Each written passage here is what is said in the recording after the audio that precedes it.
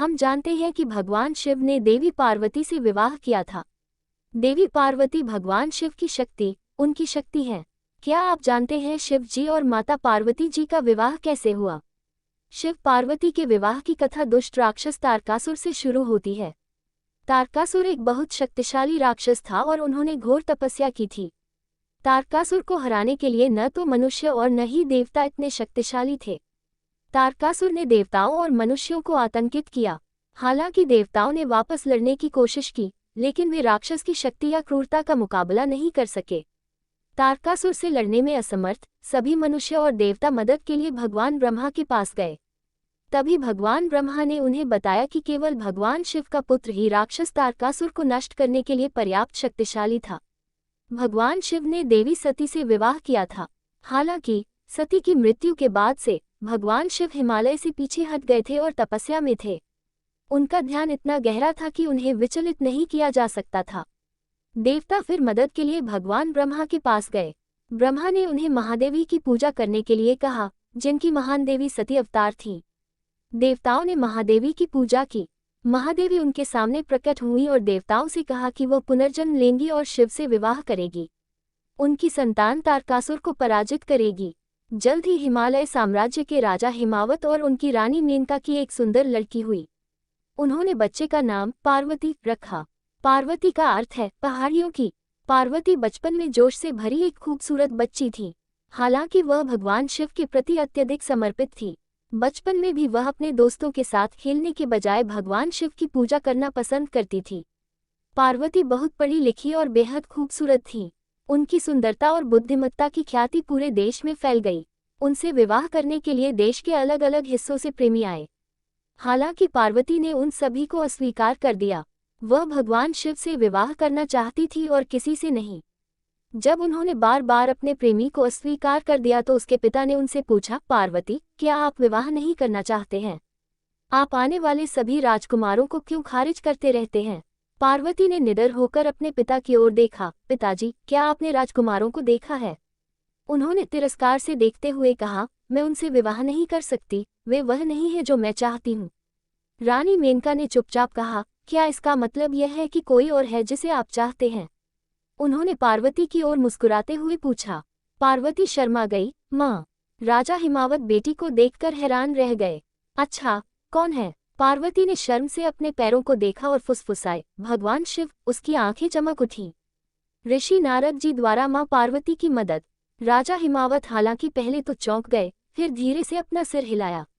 जी हाँ, तीनों लोकों के स्वामी भगवान शिव उनकी पुत्री के लिए उत्तम वर थे। लेकिन फिर उन्हें याद आया कि कैसे शिव एक तपस्वी बन गए थे और तपस्या में गहरे थे। पार्वती, मेरे बच्चे, भगवान शिव हिमालय चले गए हैं। आप उनसे विवाह करने की उम्मीद कैसे कर सकते हैं? नारायण, नारायण। उनके पीछे से एक शरारती आवाज आई। ऋषि नारद को अपने पीछे देखकर वे तीनों चौंक गए। ऋषि नारद ब्रह्मा के पुत्र थे और दुनिया भर में घूमते थे। ऋषि नारद जानते थे कि पार्वती देवी महादेवी थी जिनका पुनर्जन्म हुआ था और वे भगवान शिव से विवाह करने आई थीं। पार्वती ऋषि नारद को प्रणाम करने वाली पहली थी। ऋषि नारद ने उसे आशीर्वाद दिया और कहा, आप संसारों की माँ बनने के लिए पैदा हुए हैं। आपको जाना होगा और अपने भाग्य को पूरा करना होगा।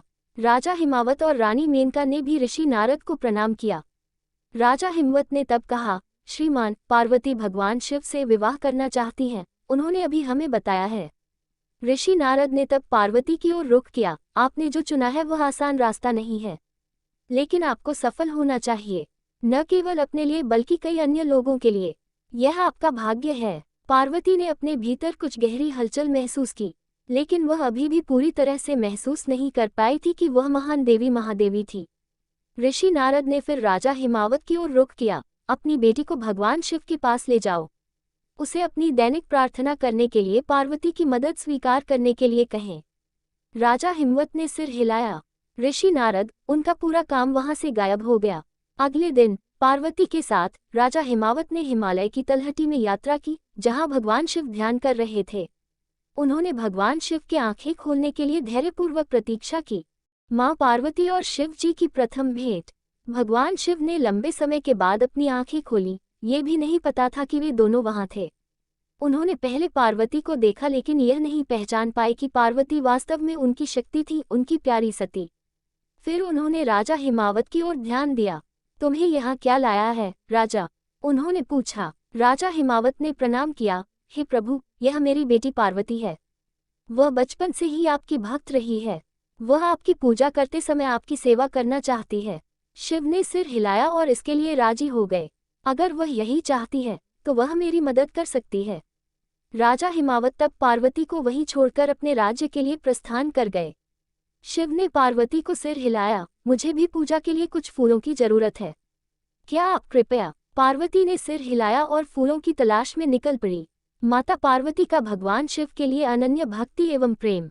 जल्द ही वह भगवान शिव के साथ थी और हर चीज में उनकी मदद की।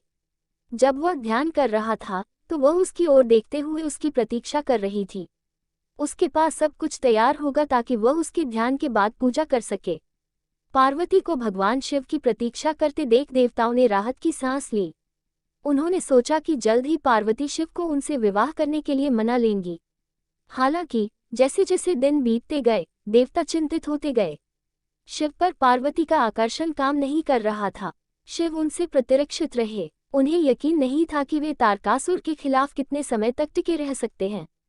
इसलिए चीजों को गति देने के लिए वे कामदेव प्रेम के देवता के पास गए। देवों के भगवान इंद्र ने कामदेव को समझाया, मुझे लगता है कि पार्वती को हमारी मदद की जरूरत है। शिव पार्वती के आकर्षण या सुंदरता से प्रभावित नहीं हैं। मुझे लगता है कि आपको उन पर अपना प्रेम बाण चलाकर उनका ध्यान तोड़ना होगा ताकि वे कम से कम पार्वती के ध्यान को देख सकें। सुंदरता, कामदेव ने सोचा कि लेकिन पार्वती भगवान शिव पर जीत हासिल करेगी। महान महादेवी ने हमसे वादा किया था, हमें हस्तक्षेप क्यों करना चाहिए? इंद्र ने आह भरी, तारकासुर एक खतरा बन रहा है। हमारी कोई भी शक्ति संयुक्त रूप से उसकी शक्ति से मेल नहीं खा सकती है और वह निर्दोष लोगों को चोट पहुंचा रहा है। हमारे पास गति की चीजें हैं। अंत में कामदेव सहमत हो गए और उनकी मदद करने का फैसला किया। हाँ, मैं ये करूँगा। कामदेव अपनी पत्नी को अपने कार्य के बारे में बताने के लिए घर गए। हालांकि रति खुश नहीं थी, लेकिन शिव अपनी तपस्या में गहरे हैं। क्या वह क्रोधित नहीं होंगे यदि उन्हें पता चलता है कि आपने उनकी तपस्या को भंग कर दिया है? कामदेव की आंखों में क्षण भर के लिए बादल छा गए, लेकिन फिर जैसे ही उन्होंने अपना सिर हिलाया और मुस्कुराया, हाँ, लेकिन अगर ऐसा है तो भी मुझे ये करना होगा। चिंता मत करो पुत्री, मुस्कुराया और कहा, मैं वापस आऊंगा। रति ने एक डरावनी मुस्कान दी और महसूस किया कि उसके पति का मन बना हुआ है। उन्होंने कामदेव को मुस्कान दी और सिर हिलाया।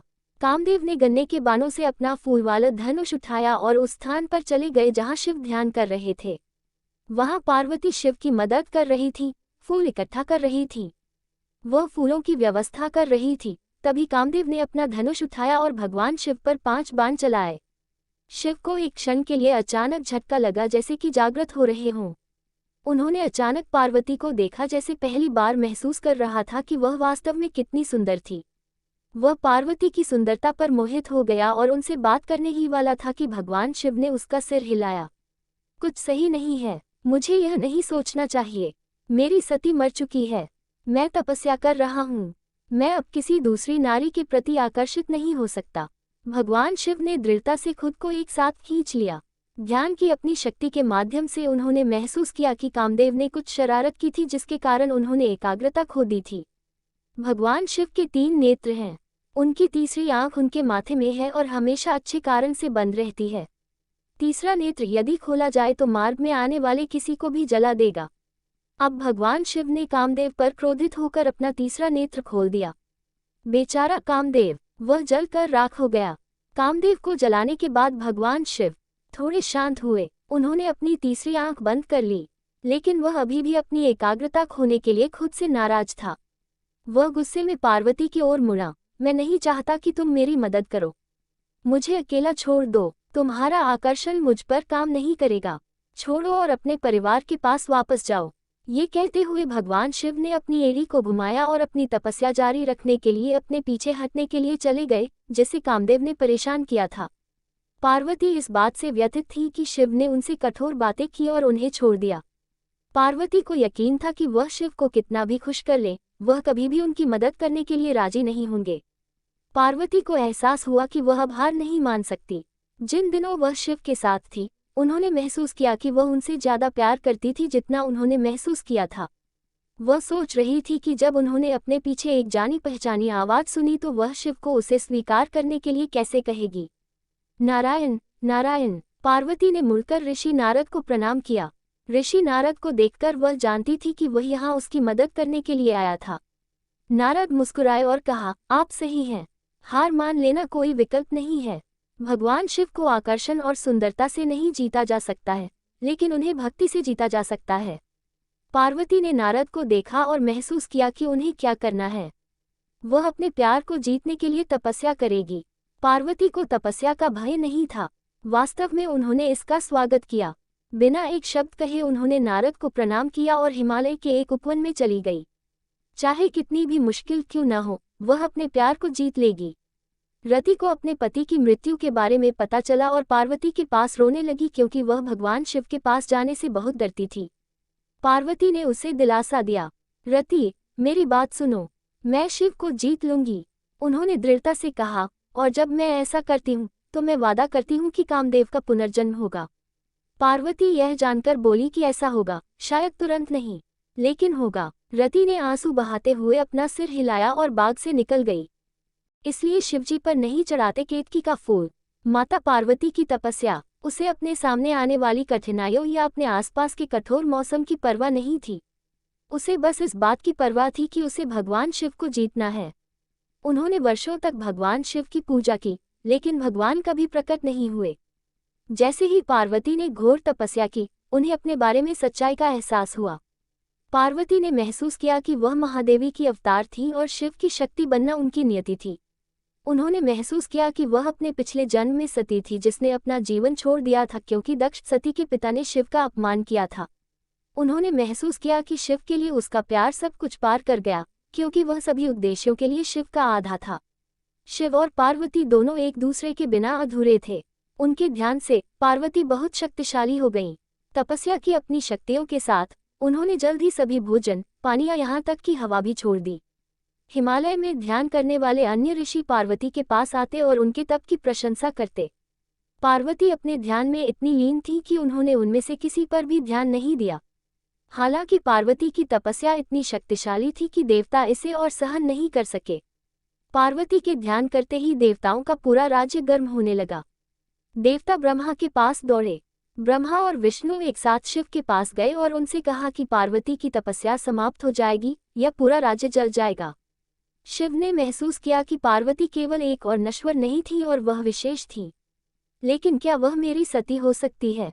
उसे आश्चर्य हुआ। अगले दिन जब पार्वती अपनी तपस्या शुरू करने वाली थी, तभी उन्होंने एक युवा तपस्वी को अपनी ओर घूरते देखा। पार्वती ने उसकी ओर देखा। क्या कोई कारण है कि तुम मुझे इस तरह घूर रहे हो? हाँ, तपस्वी ने उसे रहस्यमयी देखते हुए कहा।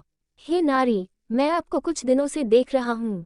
एक बार जब आप अपनी तपस्या करना शुरू कर देते हैं तो मैंने कभी ऐसा कुछ नहीं देखा है।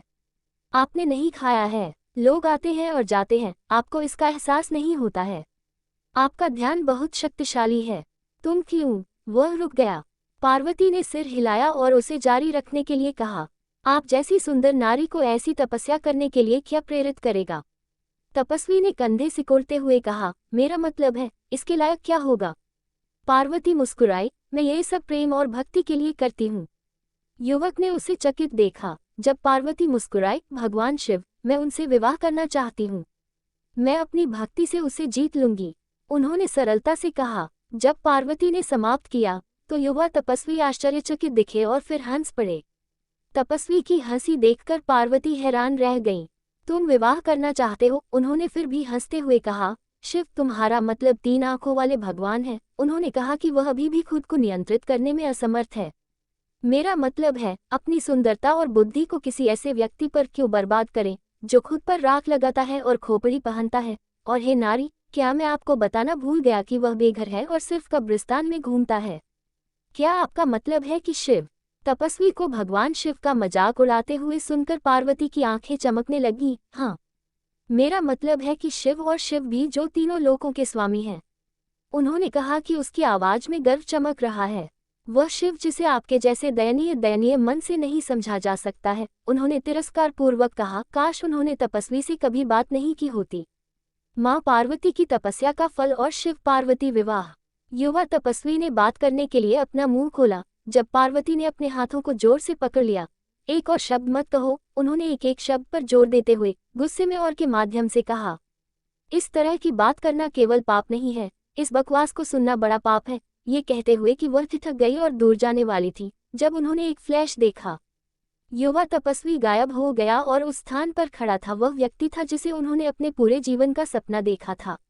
भगवान शिव, उनके शिव। शिव ने देवी पार्वती की ओर ध्यान से देखा, उनके शब्दों को सोचकर कि शिव और शिव भी जो तीनों लोकों के स्वामी हैं। उन्होंने गर्व के साथ कहा था। जब उन्होंने ऐसा कहा था तो उसमें कुछ बदल गया। उन्होंने महसूस किया कि वह उसकी शक्ति थी। वह वास्तव में उनकी पत्नी का पुनर्जन्म था। पार्वती, मुझे क्षमा करें, मुझे पहले ही इसका एहसास हो जाना चाहिए था। लेकिन भगवान शिव ने सिर हिलाया। उनकी आंखों में उन्होंने देखा कि वे दोनों एक दूसरे के हैं। वे हमेशा साथ रहते थे, बस अलग अलग नामों से। भगवान शिव ब्रह्मांड के पिता थे और पार्वती माता। देवी पार्वती ने शर्म से भगवान शिव की ओर रुख किया। हे भगवान, विवाह के लिए आपको मेरे पिता के पास आना होगा और मेरा हाथ मांगना होगा।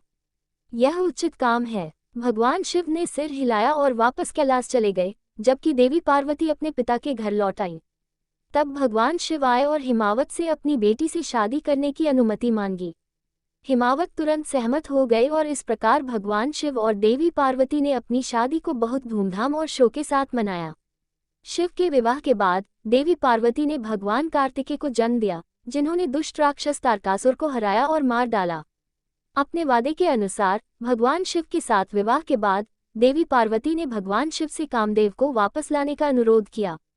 मुस्कुराते हुए भगवान ने विवश किया और रति ने अपने पति को वापस पा लिया।